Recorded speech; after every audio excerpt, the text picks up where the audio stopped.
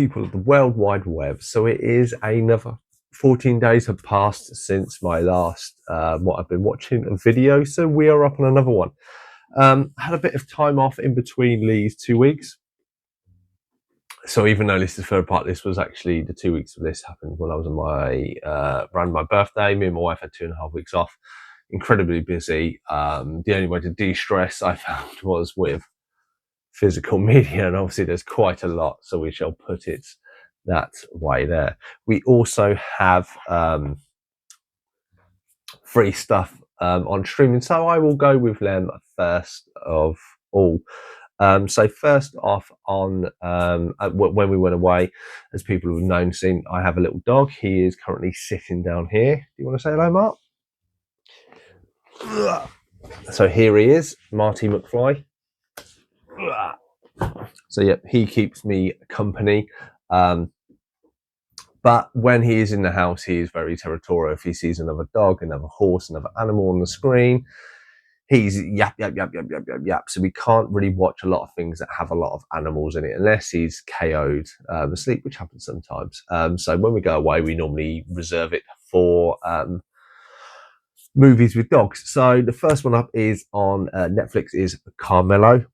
So this is about a little abandoned dog in, I think, Brazil, and essentially befriends this chef who unfortunately has a brain cancer of the brain, and it's kind of the two of them together. It is a very fun story. If you are, it's not the greatest one, it's definitely heartwarming. It is subtitled or dubbed if you choose to speak it, because obviously it's not done in the English language.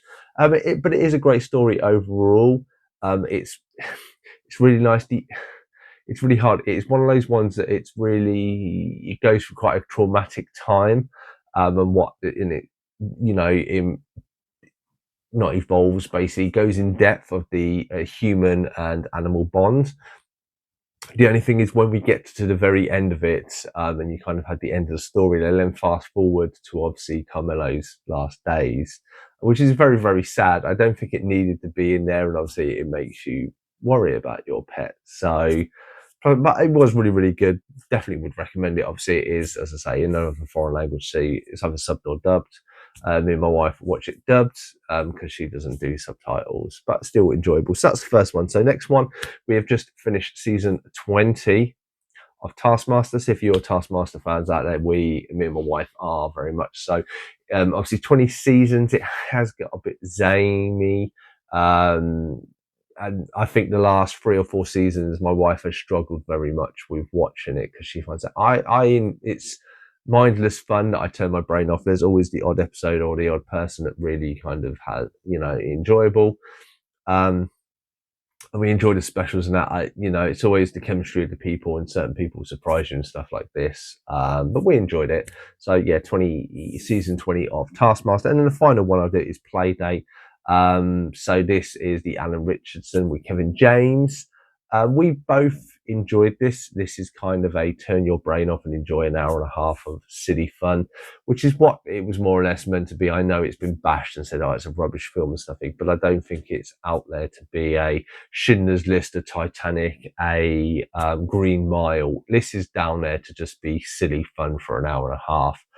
And it delivers on it. Alan Richardson by far steals the show. Kevin James, I think, is more the smaller role. I don't know if Lee's they try in the dynamic of like The Rock and Kevin Hart with Lee's two. Who knows? But yeah, that's all the streaming stuff I've seen. So that Playdate is also on Amazon Prime. Taskmaster is obviously on the Channel 4 app if you have that, if you don't do normal TV. So then we get to my list. So first up is we managed to finish the first season of Dharma Good. Really, really enjoyed the series back in the day. Really fun watching it. My wife really enjoyed it the first time. She struggled the second time with it. So I don't know if we will watch it together, both of them. But for me, I really enjoyed it. I had a big thing for Dharma back in the day. Jenna Elfman, she was a nice looking lady. I've seen Scientology and heard some other stuff like it, but I still enjoy this. It's very funny, the kind of comedic stuff. And, it's silly. It's not out there to be serious. The whole point of each episode is for them to just be silly. And they do that well. and I thoroughly enjoyed this, and I look forward to, as I say, I've never seen all of it. Obviously, I have season one and season two. Season 3, 4, and 5, I've got uh, downloaded copies, so to speak, because they never released those in anywhere in the world. So it is what it is.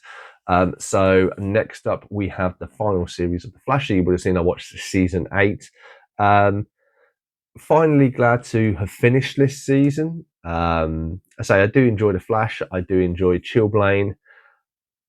It felt a little chaotic. Like I've said, it's kind of like if you watch the earlier series of like the world that they have like one storyline from beginning to finish.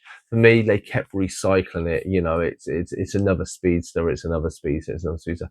I really enjoyed bringing Stephen and Mel back. I kind of felt that arc should have been the final arc, and they should have mixed it in.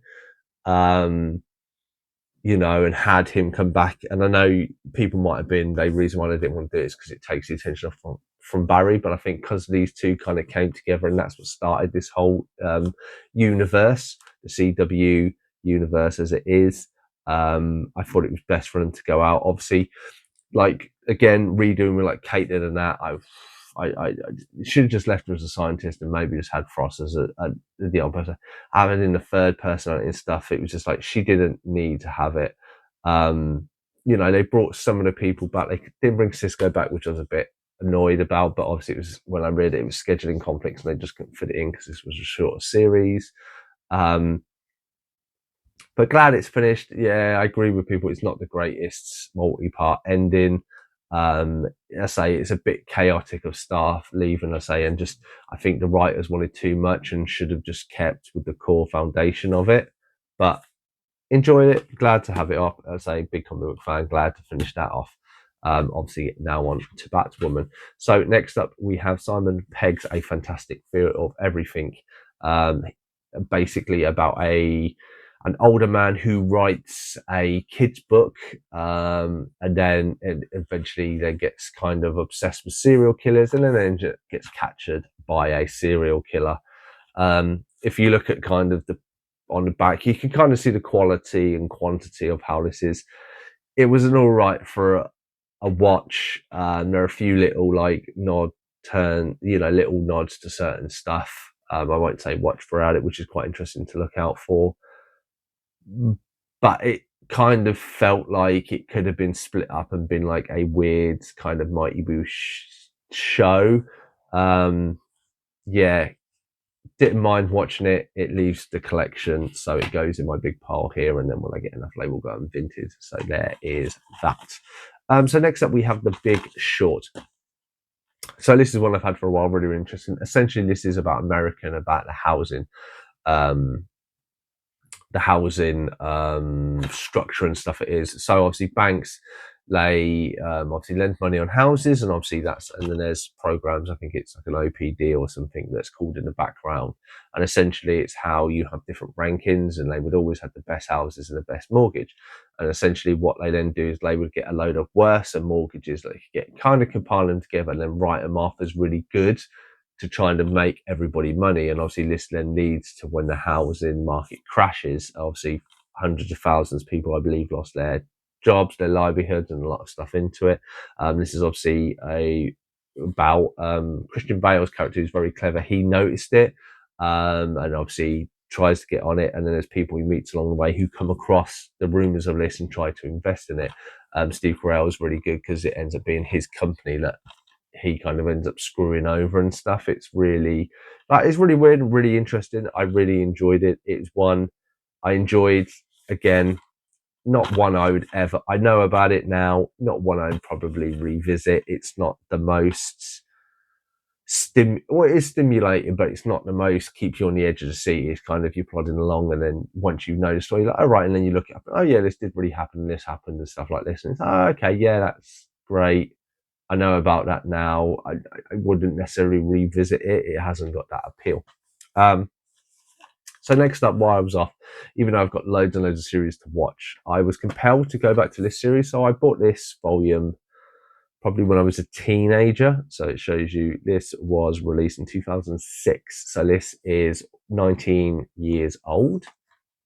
So I must have bought it in my 20s, not in my teenage years, because I was lying. Apologies, I can't do the maths.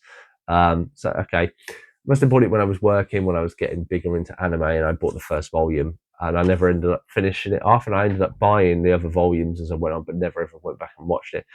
It's a very interesting series, and we'll get the other two bits out because they're here. So I watched all 3 volumes. It's only 13 episodes. It is essentially a couple of high school kids, and this girl is then turned into this ultimate weapon, which is exactly what it is. And essentially, the country they're in and like the neighbouring country are warring, and she basically goes to defend them. And you see her in high school first of all, and all her friends, and a lot of them are killed and blown up in the battles and stuff like this. And it's basically it's kind of sees it on the back there. This is the relationship with the person she's in. He kind of has doubts. She kind of becomes more of a machine than anything else, and then she sacrifices herself to protect him. And it kind of deals with the nuances of relationships and how awkward they are anyway. And then it kind of brings in war and stuff, and there's a lot of factors going on, and it is enjoyable to watch it. It's not one I would necessarily run back to watch. It is very an old style of animation. How it's done, you can see just how it's drawn and stuff like this, and the story, because it kind of goes over the same themes episode by episode. But glad to have it in the collection, glad to finally finish it, and glad to have watched it all. That will stand in the collection. So next up was Cocktail, one I thought I'd never watched. Turns out I have watched it. I really enjoyed it. It has Elizabeth Shue. I really like this Tom Cruise movie. Very clever, very cleverly done, very 80s, 90s-esque, like the Crocodile Dundee kind of genre, how it's shot and the films like that. And I really enjoy it. Obviously, Tom Cruise isn't the perfect person, which is, everyone has their flaws, but then they find something that they want to do, and their life essentially was going in one way and they kind of go in another way, but it's same the sort, but not what I expected. And I really, really like this. So glad to have rewatched it, even though I must have seen it like a year or so ago. Next up is one my friend bought me. Didn't realize this was a Region 1 film. So this is Hayao Miyazaki, The Never Ending Man, Hayao Miyazaki. Essentially, this is a documentary, a 70-minute documentary of people who work with Hayao Miyazaki. And basically, this is around his retirement. And essentially, he wants to work on this caterpillar animation or animation film, and that it starts to bring him out of retirement. And essentially, they bring in a new team of animators, using AI, using computer works. Now, he is very much against AI. I've seen a lot of stuff like this. You get to see him first trying to integrate it, and you can see where there's certain people that come with stuff that is self-generated, and he's very much against it. Like, what a computer's going to do it all. He's like, well, where is the inspiration? Where is the human thing? And there are a few sides of him that, they say never meet your idol. And even though I think this is a great man, you see his very much soul work. You see him on his earlier work of him helping or showing somebody an animation style and saying, like, look, this is how it should be done. If you can't do it, basically you will be fired. Which is quite harsh. And you learn from it the reason why he never retires is because he has a specific way of working. He has his vision, and that's how he wants to see it. And that's how he's happy people to help and to show him what they can do, and if it makes it easier. But if it doesn't meet to what he wants, then he will put his foot down. He doesn't do it in a very harsh way. Everybody respects him and just is like, yes, okay. But that's why he won't retire, because he needs someone younger that is exactly like him to kind of take over the reins. And it was interesting. It kind of feels like you go on this journey and then they go towards a bit of the movie, and it feels like it's like a part 1 and then there's a part 2 or part 3 should be there, but it doesn't seem to be. But it's very enlightening. I very like that. Very good to see hand-drawn animation and to see like a powerhouse like Hayao Miyazaki, and definitely lobbies for that to still be a thing. So next up we have I've got quite a few from AJ or upgrades, and I think this is one from him. So this is Skyline. I remember really liking this back then. Really, really enjoyed the rewatch. Obviously, I can't remember. I think I have two, but I don't have three, and I know two's not a continuation. The fact that this is filmed from the guy's apartment house, and even like the fighter plane fights, some of the animation and stuff in this for the budget that I know it had was done really, really well. Really enjoyable movie. Like it's a basic concept of idea of an alien invasion done on a shoestring budget, but done so well for what it was. It's like I really wish this would have probably had the market behind it to carry on, because I quite like the where it ended and would like to have seen more. And I can't remember if it happened. So if it doesn't, I'm speaking out my backside. Apologies, but there is that. So also by me and my wife away, we had information overload, so we needed something to watch. So we started this pack. So this is the Lord of the Rings and the Hobbit. So in that 2 weeks off, we watched all of this. So we watch it as I would like to: Lord of the Rings, Two Towers, Return of the King, and then it's The Hobbit, An Unexpected Journey, Desolation of Smaug, the Battle of Five Armies, which is always trying to count with five. Really, really enjoyed this. I enjoyed this so much. This is my third time, I think, watching it. I saw them all at the cinema. I've watched them all with my wife, and we watched them all again. And I really enjoy it all. For an Oakenshield and all the characters. And I don't have any figures from this, so I have been looking at bundles. So I may, around Christmas time, treat myself to a bundle of Lord of the Rings figures to add to the collection for the Toy Biz, because I feel like I do want something to represent this, because I do really enjoy this. Obviously, not something I could show to any kids because it's 12, but, one day.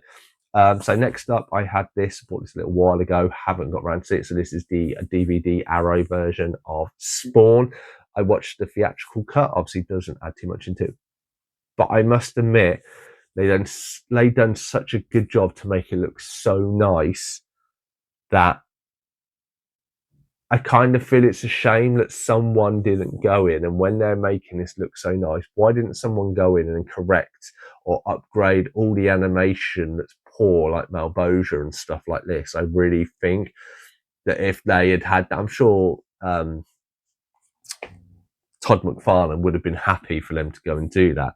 And kind of the more I've watched this twice now, because I recently bought the Blu-ray, and then I traded the Blu-ray in and got some money, which went off this.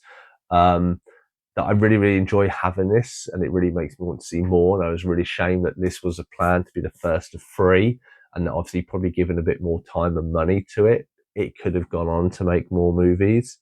But I really enjoyed this movie. So again, glad to have the collection, really enjoyed it. Next one is another one, or another upgrade from AJ. So this is The Nice Guys. Watched this at cinema, really enjoyed this. Haven't seen it since it came out in 2015.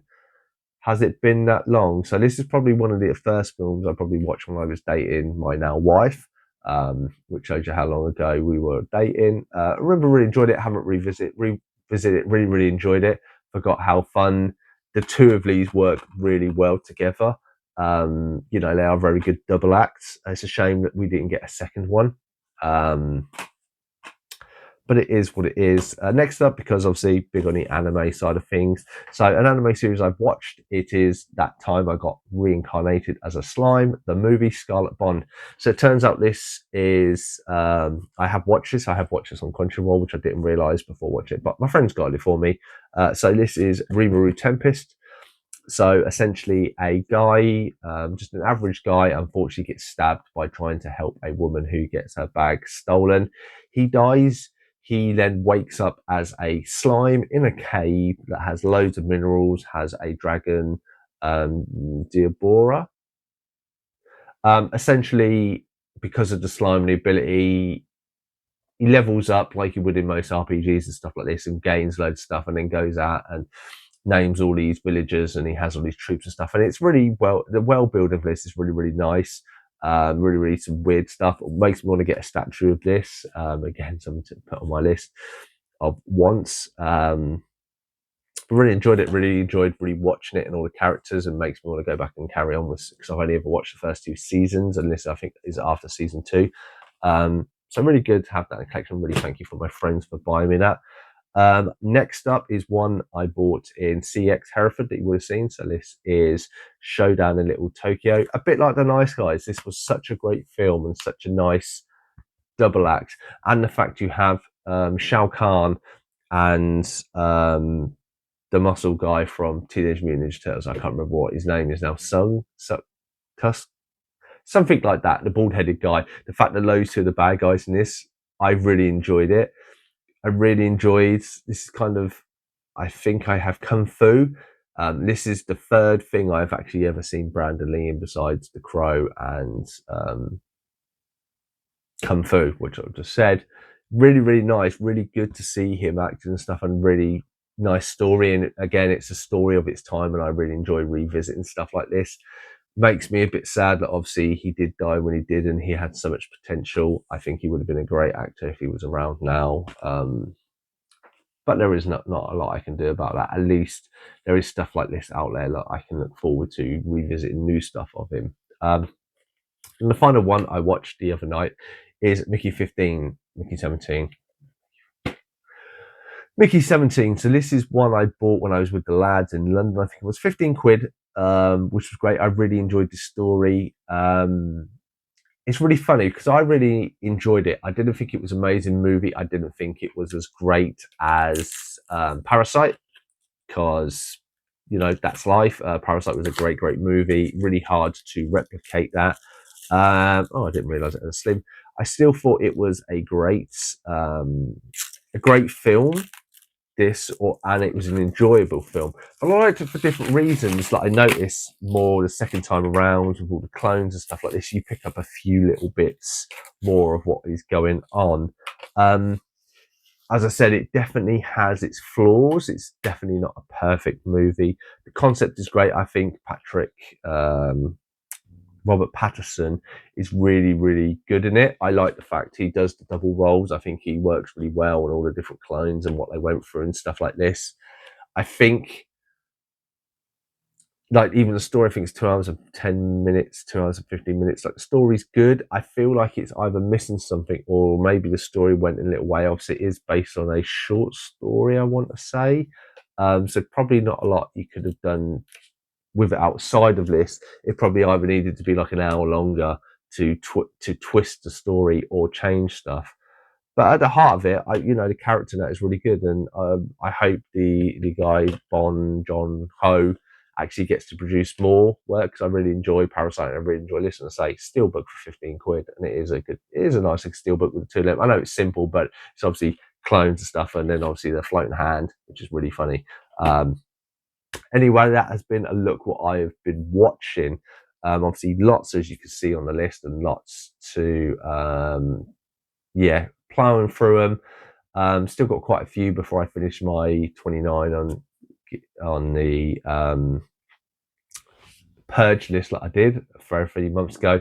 And obviously, I've still only got, at this point, I think 4 or 5 weeks before the end of year's out to try and watch all the movies in my collection. I don't know if I'll do it because I got a lot for my birthday, but we shall see. But thank you very much for coming along and watching this video. If you're new to this channel, if you've got this far and you've listened to my voice and you've not wanted to, like, poke your ears out or your eyes out or anything like that, then please do feel free to click that subscribe button. It helps the channel massively. It helps me grow this channel. This channel is stemmed from me wanting to increase my presenting skills. A lot of my friends watch the channel and are subscribed, and there's one of them the other day that was really, really nice. Kev, if you're out there, he obviously gave me a thing that he says he notices that my presenting skills are much better. And that goes to show, because obviously I did it for work, and this year I've had to present to a room in over 100 people, and I think I did quite well with that. And I think developing those skills are really good for my work side of things. And obviously it goes to show this is all worth it. And that's why I say you're more subscribed. And even if you have feedbacks, please do let me know. But otherwise, I've been Chris from Cypher Sigma Screen Time, and I'll definitely see you in the next one.